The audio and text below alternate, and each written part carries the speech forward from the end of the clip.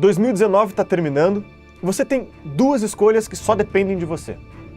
Você pode entrar no ano de 2020 da mesma forma que 2019 e você vai ser bombardeado de conteúdos aleatórios na internet. Você vai tentar acompanhar de longe as polêmicas do cenário político, cultural que vão acontecer. Você então dirá que o problema do Brasil é a cultura, é a educação, é a mídia. E vai chegar no final de 2020, num dia exatamente como hoje, e se perguntar: o que eu fiz pela cultura, pela mídia e principalmente, o que eu fiz pela minha educação? Eu conheci mais sobre a história do meu país, sobre o mundo que me cerca. Eu aprimorei as minhas virtudes, me tornei um ser humano mais justo, mais sábio. Eu conheço mais a origem das ideias que eu acredito que eu tenho. Eu estou mais perto de saber quem eu sou. Ou você pode escolher começar o ano como milhares de pessoas já fizeram e no lugar do conteúdo aleatório, receber periodicamente e com itinerário pensado, cursos, debates, documentários, podcasts e entrevistas com grandes autoridades intelectuais. Ao invés de acompanhar de longe as polêmicas que irão surgir no cenário político e cultural, poderá acompanhar de perto, entendendo as nuances e diferentes pontos de vista sobre o que está acontecendo. No lugar de reclamar que o problema do Brasil é a cultura, é a educação, poderá participar ativamente de um grupo que financia a melhoria dessas áreas, que possibilita que esse conteúdo chegue nas escolas, na mídia e na casa de mais de 17 milhões de pessoas. E então, você poderá chegar no final de 2020, num dia exatamente como hoje, e perceber que você ajudou a tornar o Brasil um país melhor, que você conhece e entende mais a sua história, a origem das suas ideias, a arte que você aprecia, os valores que você preza e quem você realmente é. A gente sabe que esse é o momento para tomar esse tipo de decisão e para facilitar a sua vida, nós estamos ofertando exclusivamente até o final dessa semana 30% de desconto para você se tornar membro assinante da Brasil Paralelo. São mais de R$150 de desconto para você ter acesso a esse universo de conteúdo e financiar o impacto de milhões de brasileiros em 2020. Contamos com a sua escolha.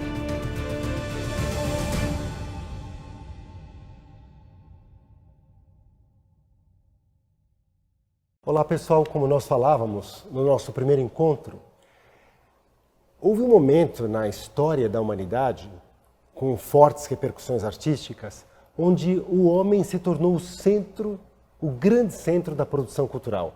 É o período que nós conhecemos como o período do humanismo, do Renascimento, um período bastante antropocêntrico, onde aquele veio de olhar para fora, de olhar para Deus, de olhar para as realidades externas, ganhou menos importância do que olhar para mim mesmo. Não havia necessidade dessa postura, né? Muitas vezes são inseguranças, são desejos de autoimpor-se ou desejos de querer, enfim, espevitar um pouco o outro para garantir a superioridade própria diante as críticas, quem é mais, quem é menos, as comparações, as invejas. Tudo isso vem, obviamente, como uma espécie de esgoto recorrente de uma atitude antropocentrada. Mas que, por outro lado, a gente não pode esquecer que foi maravilhoso o movimento do humanismo, porque surgiram grandes artistas. Na pintura, nós falávamos de Rafael Sanzio, de Michelangelo, de Da Vinci, de Botticelli. A gente não pode esquecer que também foi nesse período do humanismo, não só nas artes, mas no mundo como um todo, que estavam acontecendo as grandes incursões. Cristóvão Colombo saiu para as Américas, né? Pedro Álvares de Cabral chegou aqui no Brasil em 1500, exatamente no período que é considerado como o período do Renascimento, do humanismo. Então a gente vê que o homem começou a mostrar que de fato ele é homem. É como se o homem assumisse a sua identidade. Eu nasci para ser grandioso, eu nasci para fazer as coisas acontecerem. E isso é extremamente apaixonante, né? O homem é um animal racional. E nessa racionalidade da alma dele, das potências superiores, da inteligência e da vontade dele, colocando os sentimentos humanos que ele tem. Os homens possuímos sentimentos maravilhosos, né? Alguns que podem ser perigosos, né? Os sentimentos de raiva, os sentimentos de ódio, enfim. Mas existem os sentimentos de amor, né? Os sentimentos de compaixão. E esses sentimentos movem movem a cada um de nós. Tomada a decisão com a nossa inteligência, tomada a decisão com a inteligência e a vontade aderindo àquilo, eu quero isso que a inteligência está me propondo porque eu vejo verdade aqui e eu vejo bondade aqui. Aí os sentimentos podem ser utilizados para adrenalizar tudo isso. Ou seja, nesse momento, o homem estava descobrindo coisas maravilhosas. E descobriu mesmo. Até que chegou um momento em que a música, que até então era modal, a música que até então ganhou uma vertente mais vocal do que instrumental, como a gente via, ela começou a ser levemente reanalisada. E nessa reanálise houve uma mudança de paradigmas bastante grande. A música começou a ser analisada do ponto de vista de cada som, do ponto de vista de cada nota, não do intervalo que existia entre uma nota e outra, mas de cada nota em si. E é aí que a gente dá origem para o conceito da música tonal, que iniciou-se fundamentalmente com um grande nome da música barroca, do período barroco na música, Johann Sebastian Bach, um compositor alemão que nasceu na pequena cidade de Eisenach, mas que com a sua produção musical mudou o mundo. É impressionante perceber que Bach era extremamente respeitado durante a vida como organista, extremamente respeitado como músico, mas interessante que ninguém o respeitava e nem o conhecia como compositor. As obras de Bach, elas ficaram adormecidas, esquecidas, desconhecidas por quase 100 anos. Foi somente quase 100 anos depois que um outro compositor alemão, Felix Mendelssohn, resgatou uma das joias da composição de Johann Sebastian Bach, que é a sua grande paixão, segundo São Mateus, que é uma obra magnífica. A Paixão segundo São Mateus, um amigo me dizia: Álvaro, quando eu começo a colocar o início, o introito da Paixão segundo São Mateus, é como se eu ouvisse presencialmente tudo o que estava acontecendo durante o momento da própria paixão. Eu me via na via sacra, eu me via na via dolorosa, eu me via chegando no Calvário. A Paixão de São Mateus, segundo São Mateus, composta por Johann Sebastian Bach, é uma redescrição musical de toda a narrativa da paixão e morte de Jesus Cristo. É considerada quase como que a Bíblia musical de todo o Ocidente. Assim como Dante Alighieri, na sua obra Divina Comédia, escreveu, em termos literários, um tratado teológico sobre o céu, o inferno e o purgatório, na obra de Johann Sebastian Bach, Paixão segundo São Mateus, a gente tem uma redescrição musical do que foi aquele acontecimento trágico.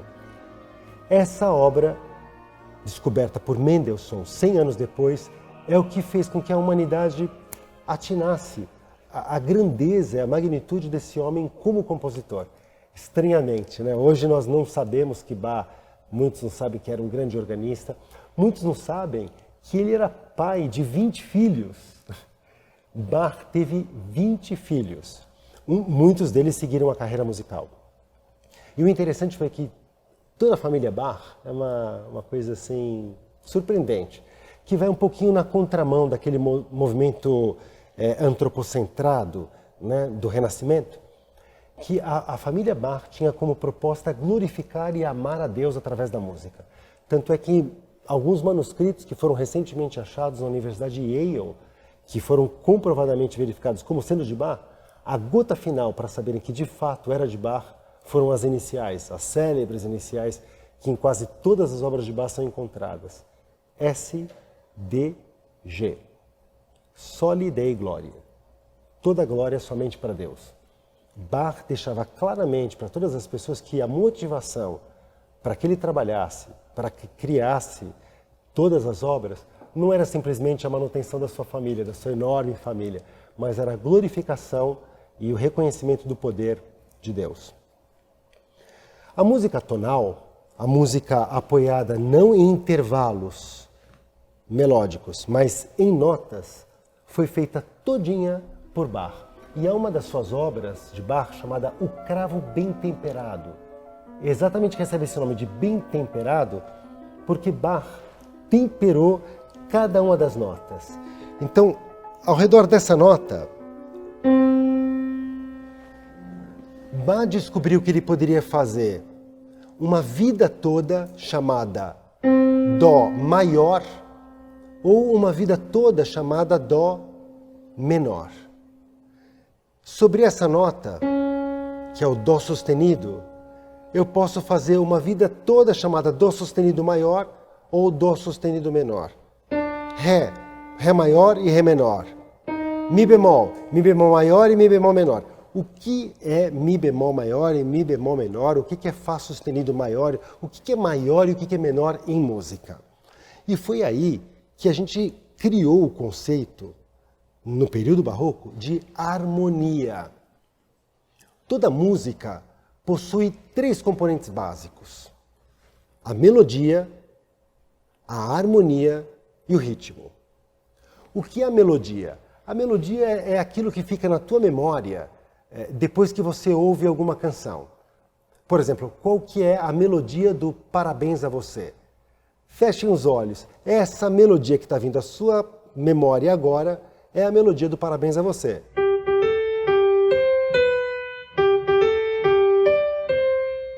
Só que essa linha melódica, ela não está solta no ar. Ela está apoiada sobre uma harmonia. A melodia se apoia sobre uma harmonia. Se eu fizesse isso para vocês...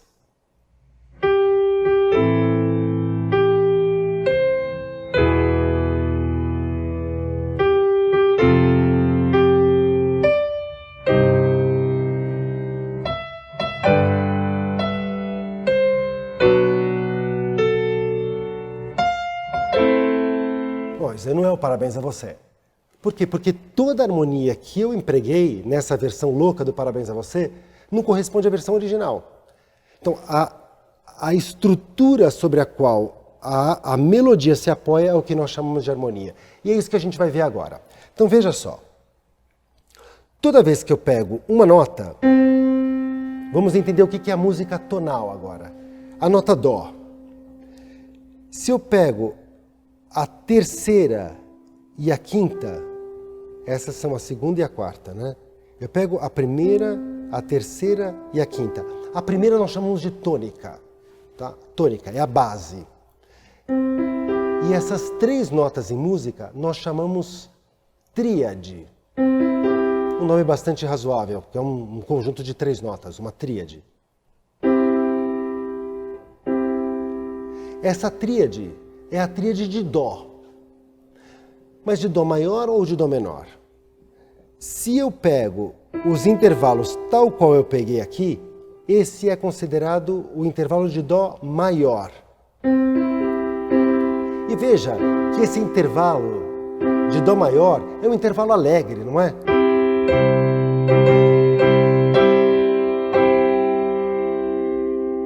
E se eu sugerisse para vocês agora esse intervalo com essa sonoridade?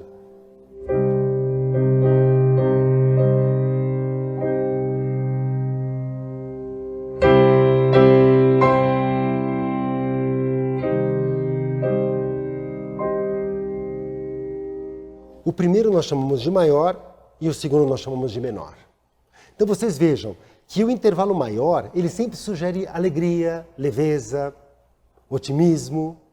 E o intervalo menor, ele sugere algo soturno, algo lúgubre, triste, misterioso, trágico.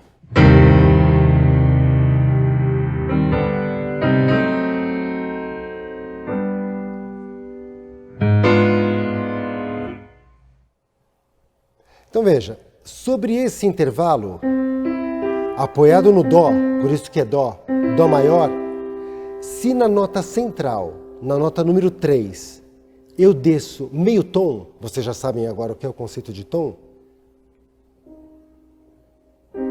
eu tenho intervalo de Dó menor. Essa é a grande diferença entre Dó maior e Dó menor. O mesmo para qualquer outra nota. Por exemplo, o que é um Fá maior? Começa com a nota Fá. Qual é a terceira nota de Fá? Fá, Sol, Lá. Si é a quarta, Dó é a quinta. Ou seja, é a tríade de Fá. As três notas, a primeira, a terceira e a quinta. Fá maior. Si na nota central, a de número 3. Tônica, a terceira e a quinta. Eu desço meio tom, eu tenho Fá menor. Fá maior e Fá menor, que sugere exatamente aquilo que falávamos: tristeza, desânimo, desmotivação. Então veja, esse primeiro acorde do Parabéns a Você que nós falávamos, vocês acham que é maior ou menor? Maior, né? Um Parabéns a Você não pode ter, num dia festivo, com bolo e festa, tons menores, tons maiores. Se eu tocasse isso em tom menor, como que seria?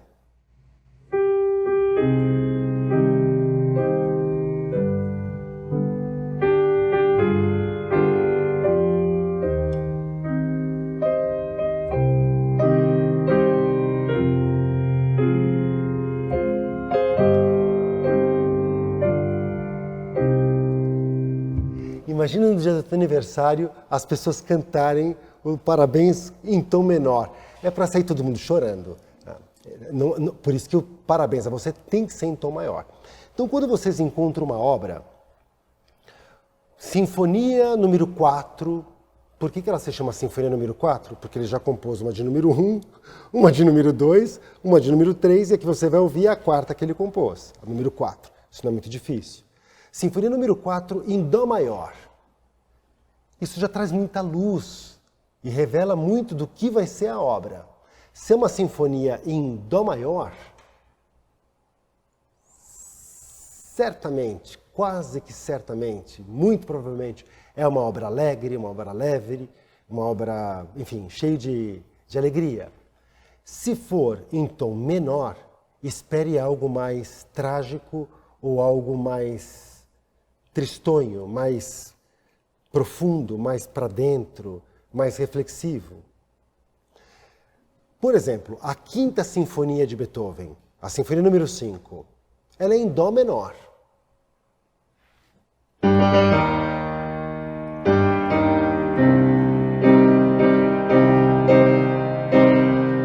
Esse som é o som de Dó menor.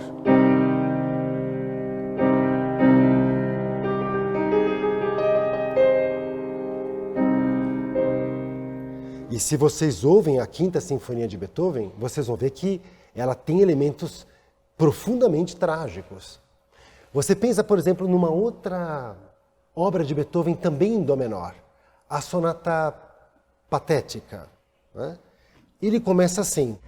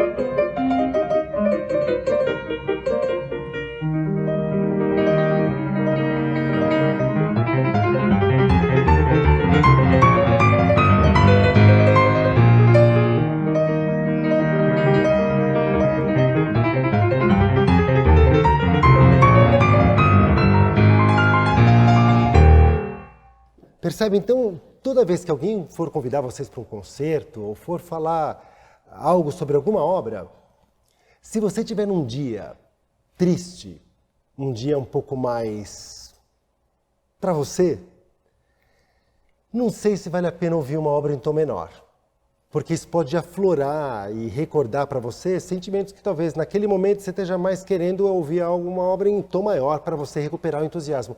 Ou não. Eu conheço muita gente que em situações de reflexão, em situações de dor, elas querem propositalmente ouvir algo em tom menor para poder olhar o problema de frente.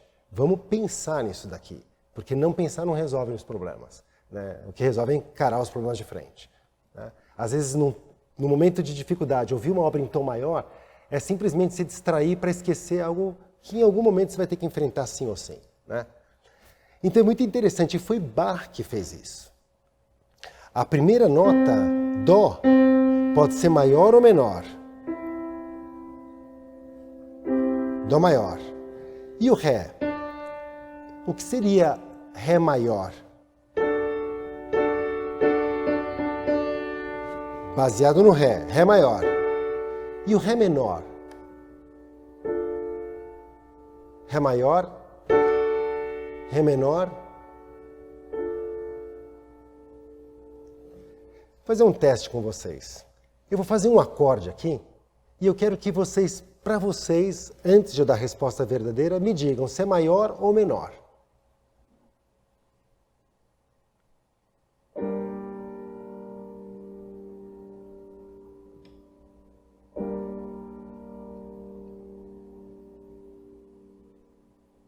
Para quem disse menor, acertou.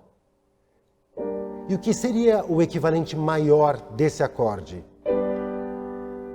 Vocês percebem que parece que no segundo o Sol abriu, não? Parece que o acorde abre, a sonoridade abre, e aqui ela cai. Qualquer nota é passível de ter uma formação harmônica em maior ou menor. E o interessante é verificar que Bach fez isso. Ele dividiu esse monumento harmônico, vamos chamar assim, do Tratado da Harmonia Musical, em prelúdios e fugas. O que é um prelúdio? Como o próprio nome diz, é uma preparação. O prelúdio de alguma coisa é a preparação. Vocês não podem ficar pensando que todo nome em música significa um bicho de 7 cabeças. O nome em música significa aquilo que o nome é. Nada mais, nada menos do que isso. Um prelúdio é uma preparação para alguma outra obra que virá. Normalmente, quando uma obra tem um prelúdio, conectado a ela já existe uma outra obra que é a obra principal. É como se o prelúdio fosse um aperitivo, contínuo, esperando o prato principal que vem depois. E qual é o prato principal que viria depois desses prelúdios? As fugas. Então, todo o cravo bem temperado de Bach, ele é feito em prelúdios e fugas. Prelúdio e fuga número 1. Prelúdio e fuga número 2, prelúdio e fuga número 3, e são 2 grandes volumes, onde, nesses prelúdios e fugas, ele varre todas as notas musicais, em tons maiores e menores. A primeira, maior, menor.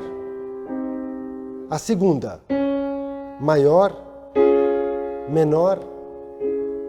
A terceira, maior, menor, mi bemol, maior, menor.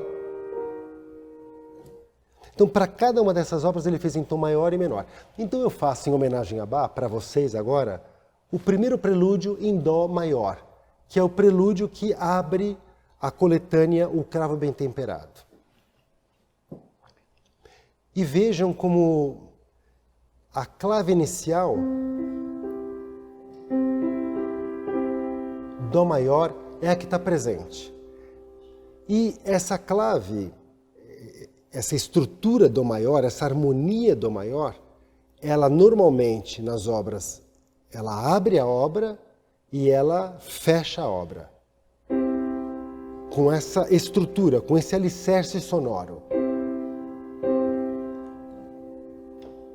Vejam o primeiro prelúdio de Bach.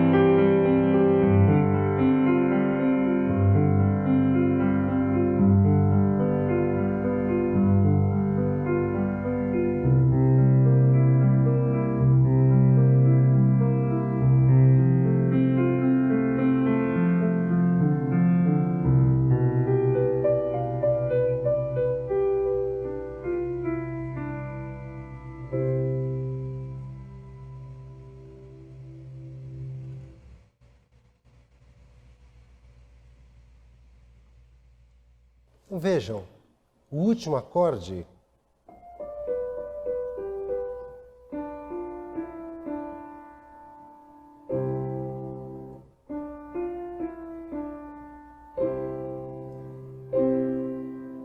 Dó maior, que foi exatamente a estrutura que nós utilizamos no início da obra. Percebem? Isso é que nós chamamos de Dó maior. Depois, Bach fez de Dó menor. Dó maior, e o que seria o Dó menor? O prelúdio em Dó menor, só para que vocês conheçam um pedaço, ele está apoiado nessa clave.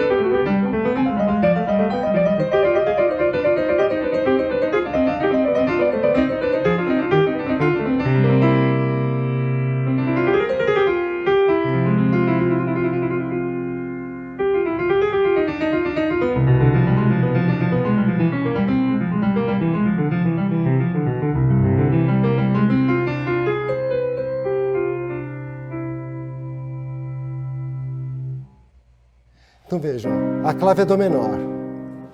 Mas nós falávamos, a música ela tem uma melodia, uma harmonia e qual que é o terceiro elemento que nós não discutimos ainda? O ritmo.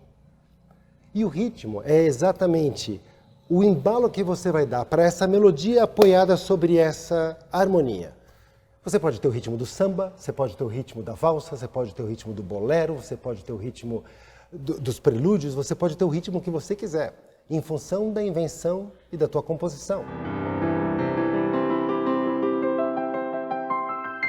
Sobre o período barroco, é importante a gente saber quais são as características musicais. Então veja, nós já entendemos o que é a música tonal, que é a música apoiada em tons, Dó maior, Dó menor, Mi menor, Fá sustenido maior, Fá sustenido menor, enfim, que são os tons, é a música tonal. Lembrem-se que essa música tonal, ela não está apoiada em comparações de intervalos musicais. Ela está se preocupando com cada nota em si. Em cima de cada uma dessas notas eu construo a tríade e essa tríade vai me dar essa abertura harmônica. Isso aconteceu no período do Barroco, graças a Johann Sebastian Bach. A música barroca, como tudo que a gente conhece do período barroco, inclusive na literatura, com aqueles recursos, enfim, Gregório de Matos Guerra, quem puder ler, veja, ele joga com as palavras e troca o começo de uma com o fim. Isso acontece também na música. Foi nesse período que surgiram recursos para que você não tocasse simplesmente uma nota, mas em cima dessa nota você fizesse algo que fosse barroco, algo que algumas vezes até chegasse a ser um pouquinho rococó. Por exemplo, um desses recursos é o que a gente chama de mordente em música. Quando eu pego uma nota qualquer, essa nota aqui, chamada Ré, se eu interpreto essa nota dessa forma, ou eu estou utilizando um recurso chamado mordente. Como que eu sei o que é um mordente? Olhando a partitura. Você vai ver a nota Ré escrita e em cima da letra Ré, da nota Ré, bom, podia ser uma letra, é uma linguagem, né? A nota Ré. Você tem um símbolo que te mostra para fazer para cima ou para baixo. Da mesma forma, a Fá, nota Fá, é o que a gente chama de mordente. Outra figura um pouquinho mais elaborada é a figura do grupeto, que também tem um símbolo, né? Parece um tio. Né? Então, o grupeto em cima de uma nota, ele trabalha para a nota subsequente superior e subsequente inferior. Me explico. Em cima dessa nota Mi, eu faço. Ou ao contrário, faço primeiro a inferior e depois a superior.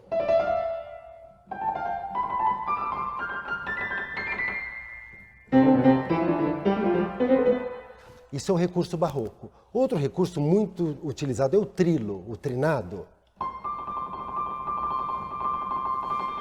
Então, as obras barrocas, além dessa característica harmônica, de dar inovação e começo para a análise harmônica, para a harmonia mesmo, dentro da obra musical, a música tonal, ela trabalha com esses recursos e com esses floreios.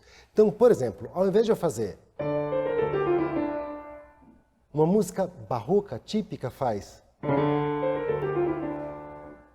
Percebam?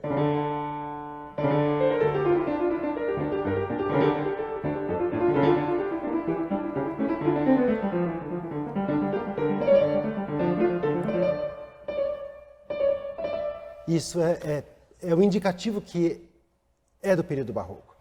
E o terceiro e último indicativo, que é incontestável, é a regularidade rítmica. É impressionante, você começa a ouvir uma obra barroca, você consegue, com a tua mão, marcar o tempo, e esse tempo é mantido metronomicamente. O prelúdio número 2, por exemplo, que fiz, percebam que o tempo não sai.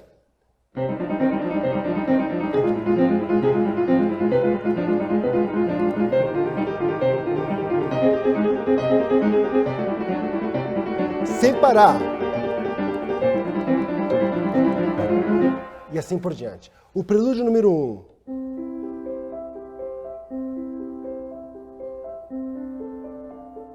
Veja, a regularidade rítmica.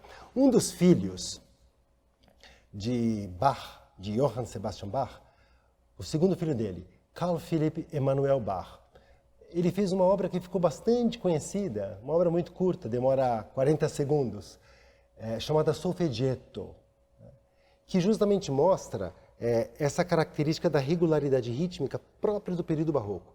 Ele não procura explorar as figuras de grupeto, de mordente, de trinado, nada disso, né? Mas ele mostra aquela regularidade rítmica e a construção harmônica que inevitavelmente mostram para nós que é uma obra do barroco. Ela está escrita em tom menor, em dó menor, tá?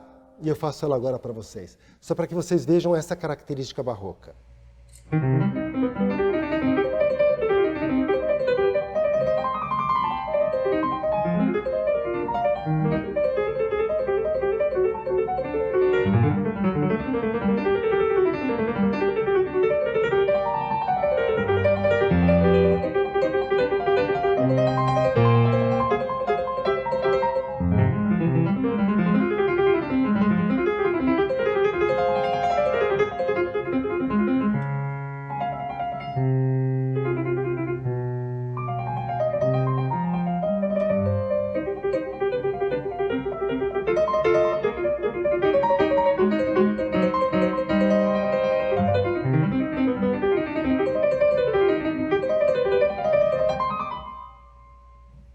É isso.